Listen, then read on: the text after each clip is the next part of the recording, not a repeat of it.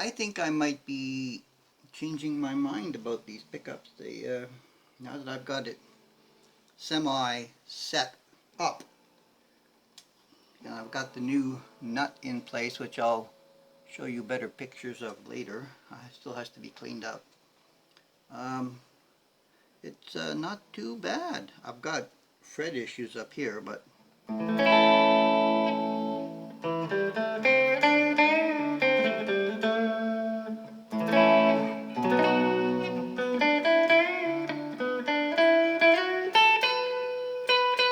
see,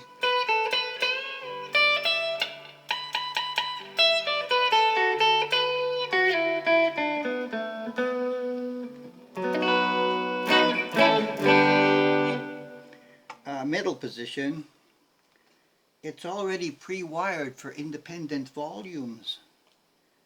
That was a surprise. Yeah, not too bad. I still think I'm going to change them though, but I will keep them for something. Not sure I'm going to get the roller bridge in yet, but there's a little bit of hope. Stand by for that. Lots of work yet to do, especially the fretboard, compounding, buffing, waxing, changing tuners are going to happen, changing back plates. I acquired a clear pick guard for here, which is coming on the slow boat, and should be here in a few weeks. That way I can still see the front, and I can still have a place to anchor my fingers, which doesn't include this or scratching up the surface. Yeah. So I bought a few parts. It's going to be white and blue. That's what I'm planning on, white and blue and chrome. White, blue, and chrome. Oh, blue has changed colors. Alright, I pulled this out to check something, and I discovered something in my hardware. I was looking through it, and I found that there's at least 3 different types of hardware posts that you could encounter. So this one, you'll see that the plate there where the bridge sits on is thinner than the other 2, and these 2 over on this side here are about the same thickness, even though one doesn't have the thumb wheel. I think the thumb wheel might be a tad thicker. So 3 different levels. Now that makes a difference when your bridge sits on the post like that, because the bottom of here is when you screw it into the stud, and that creates a distance above the body. And sometimes it doesn't matter, because, and here's the issue, set necks are kind of like the bolt-on necks. The pocket and how they put it in there, and the angle at which they adjusted it before they glued it in, makes a difference. When they angle it back more, like when you do a bolt-on neck, you can get a higher adjustment on the saddles over here to get your action that you want down the fretboard. This one has a good back angle on the neck, and you can see the height of this stud. It's got the original thumb wheel. It still has the original saddles on this. I haven't got a roller in there, but I have the height on both sides to be able to slip a roller in there. Now on the blue one, I don't have as much of a back angle on it, and what I found by changing the posts out is when I go to these thin posts, the height off the body is lower, and I am able to get the roller saddled in there without taking any meat off of the bottom. So all I had to do is just change the post. and that compensates for it. You know, it's like taking the meat off of here instead of having it as thick as that. Because when it's that thick, I just can't get my 3.5 64ths off of the high E side. So yes, it makes a difference depending on the hardware it comes with and how they set the neck angle in the guitar. Alright, interesting little tidbit, or we're going to move back to the blue. Presto, instant color change. So here's the blue, and now I have the roller bridge in there, and I've got a tiny little bit of extra height with that different post. This one still has the original post on it. I'm going to change that to the other style when I set the whole thing up new. But it's set up. It's also helped with the choking that I was getting down here.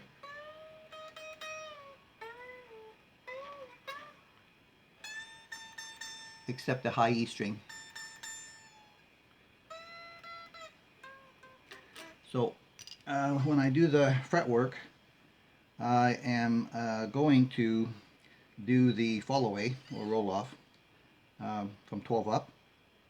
Right now the neck is straightened with the fretboard ruler, and with that I've got my action of 3.5 and 3.5, and everything's working perfectly except for the choking over here. And it could just be a couple of high frets over here that's doing that, but it's going to be safer that once I get them all leveled, I'll just take a tiny little bit of extra meat off over here, and hopefully that will assure nice clean sounds when you bend up over there. Okay, I am going to I think I've done everything I can with the factory strings, and what I'm going to do is, I guess I'm going to have to take them off. I'm going to have to start doing the fretwork on here. I'm going to take this pickup out completely, maybe both of them. I'm just going to clip the wires in the back. I don't know which one is which. There's a black and a gray, so I don't know which one is which. I'll find out when I pop it up.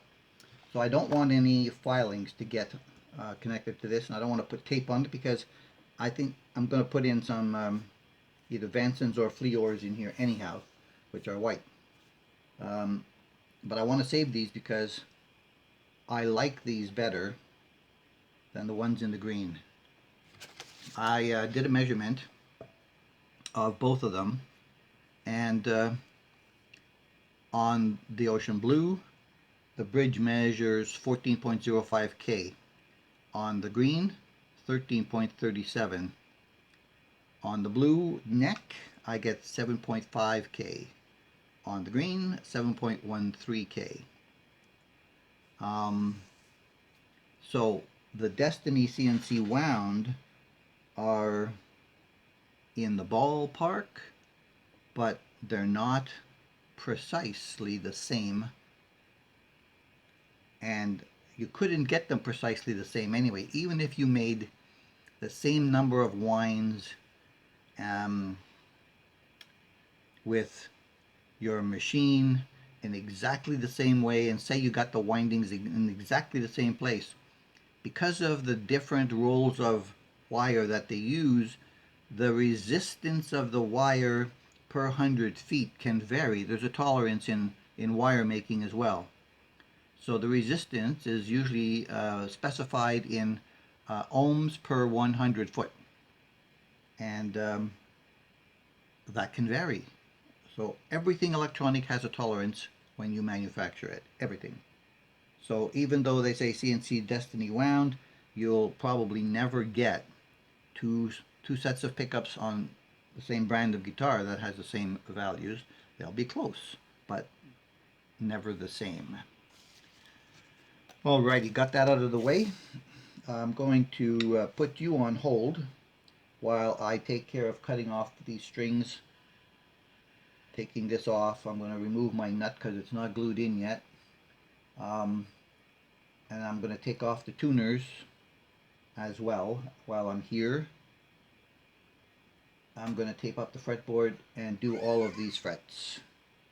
And then once that's done, I can remove all of the, well, this is going to come off anyway. I'm going to take off the electrics that are in here. Everything, I'm going to strip the body, and I'm going to buff everything up to get it to where I want. And back of the neck and everything, the headstock is going to get a buffing, front and back, before I put on some new tuners. And then we'll rebuild it. I think I'm going to put some push-pulls on the volume controls, and the tones will move to 0.22 capacitors, and we'll get her all set up.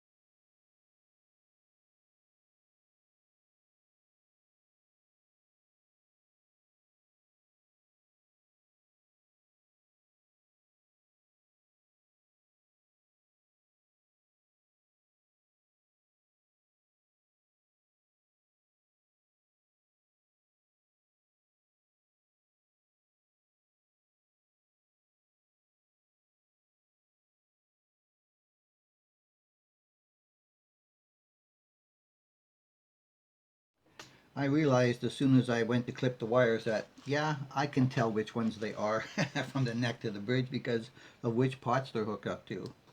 So yeah, the gray is the neck, the black will be the bridge. Inside the pocket here, I'm going to show you it's painted. I don't think it's shielding. I measured the back pocket. I didn't get any readings.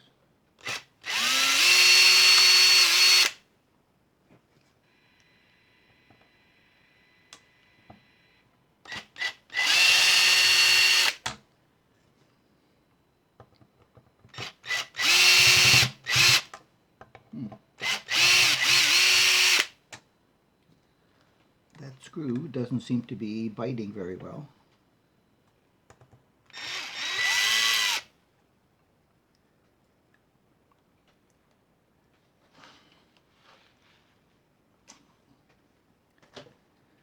Let's see what we can do.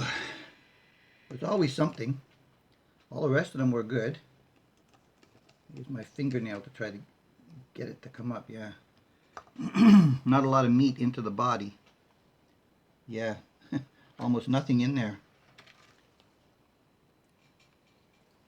Oh. And this is the tallest part, right? And look, there's different length screws. The longer ones were in the less tall ring,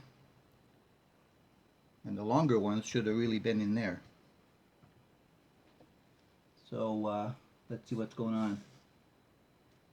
Ah, I got one short one out of all of the long ones. Bugger! They put it in the wrong area, so I can fix that by swapping it around. Okay, so the pocket is very black. Very, very black in there. Very, very black. Okay. Let's see if we can get that black, black, black in the pockets, okay?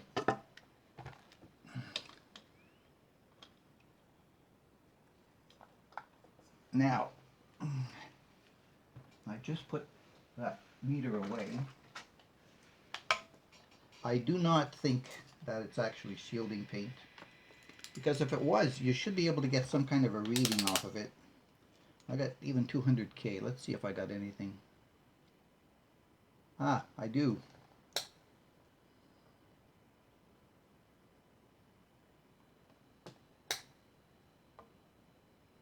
There is conductivity, but not between pockets.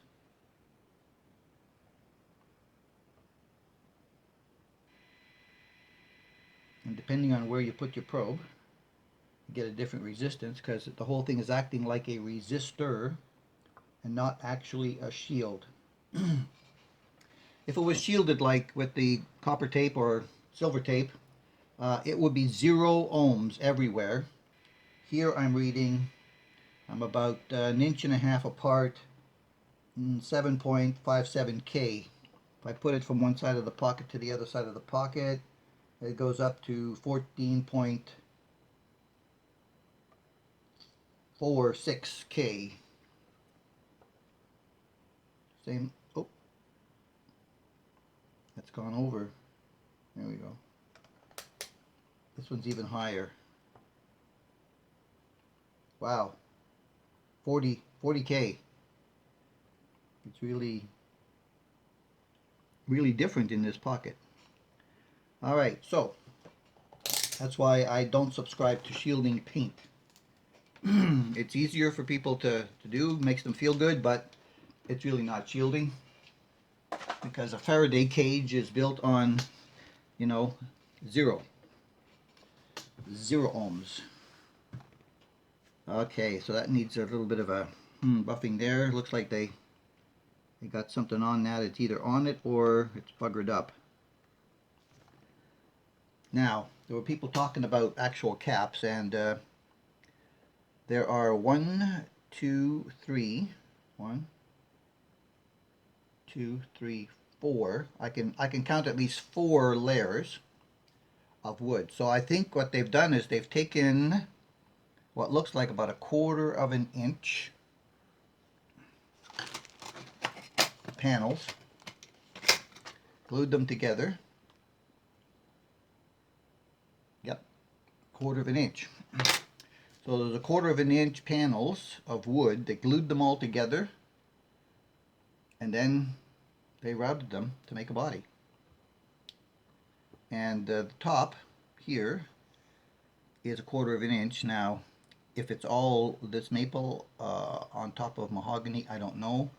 Like I said, this guitar is only 7 pounds compared to 8.4 on the other one, on the green one. And I mean, this one feels so light, especially now that the hardware is off of it. It feels so light. I'm going to measure this. The head hardware is off. The only thing that's left in here is the switch and some pots. and the studs. So I'm going to measure the weight of this body without the hardware. I was unable to make it register on my house scale as to how heavy this is. It would not get the scale to even give me 1 pound. I stood on it with this in my hand and without this in my hand, and it didn't change the weight on the scale. So I tried to do that to fool it, but that didn't work either. So this registers 0 for whatever reason, but of course it cannot be. Now that the strings are off and the tension's off, I'm just going to recheck the fretboard before I start taping it, of course, because I don't want to start leveling when it's not flat. Right, it is oh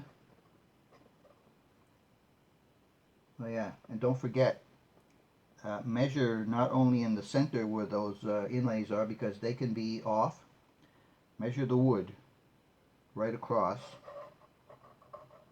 Look at the ones without inlays.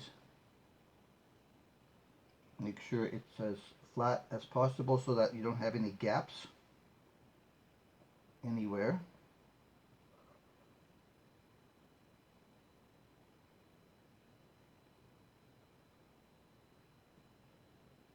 On this side, it's a little bit rocky in the middle.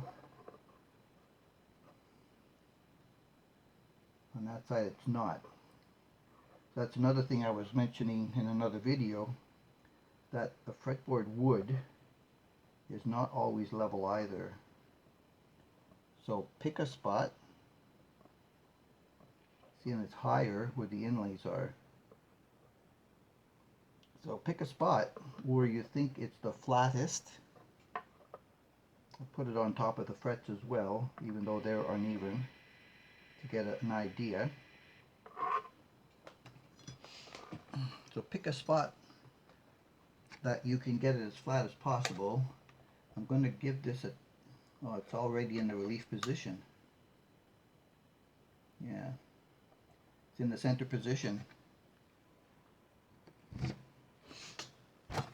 And to try to figure out, like, where is your flatness before you start leveling. And I think that's it. And now that that's it, we can go to taping and cutting. All right, I'll be back with the more information in a bit.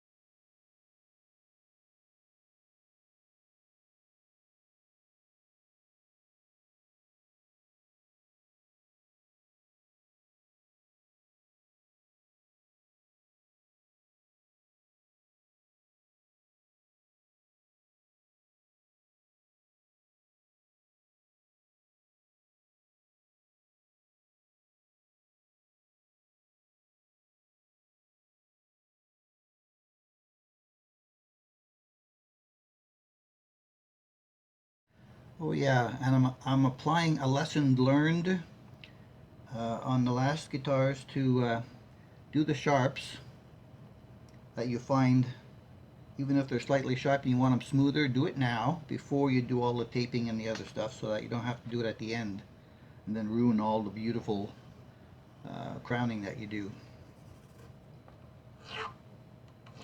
With the binding on the edge, it's easier to do this than with the wood alone, because the binding takes the running of the, even the safe side of the file a lot easier, better than the wood does. But when you get really close and tight to it, you don't really notice it. On the wood, because by the time you finish doing this and get it all cleaned up, sometimes run a little sandpaper over it, then put some oil on it. Any little scarring that might occur is completely invisible. So yes, I'm just running down here and taking every little sharp part to make it absolutely smooth, smooth, smooth. They did a pretty good job of this, and usually it's better feeling with the binding because it gives you a little bit more height. It's covered at the end than the guitars that don't come with fretboard bindings. And when you get down close to the body, make sure that you put your hand in front of where the file is going to be, so that if it slips over the fret, like that one, see, hit my finger. So I'm doing all this side first, and then I'll do all the other side. So down here there's more on the upper side than there was on the lower side, so you end up using the thinner part of your file down here and making sure that you still get the angle. These are pretty good.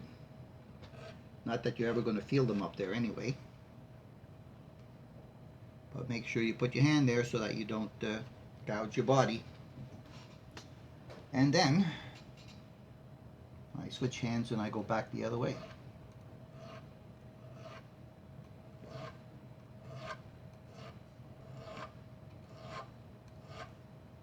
Checking as you go to make sure that it is smooth and that you don't feel the roughness that you are filing away to begin with. This will make it buttery smooth in the end, because after all of the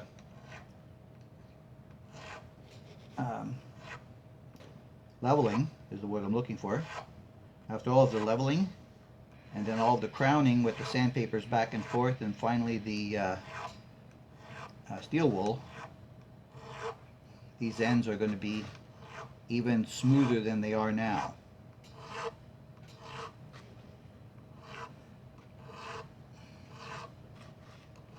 So this first level assures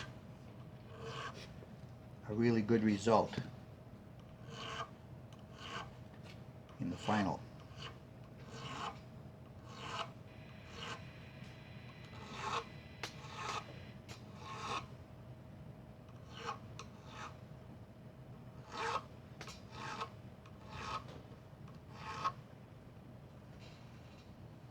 All right, now we can tape.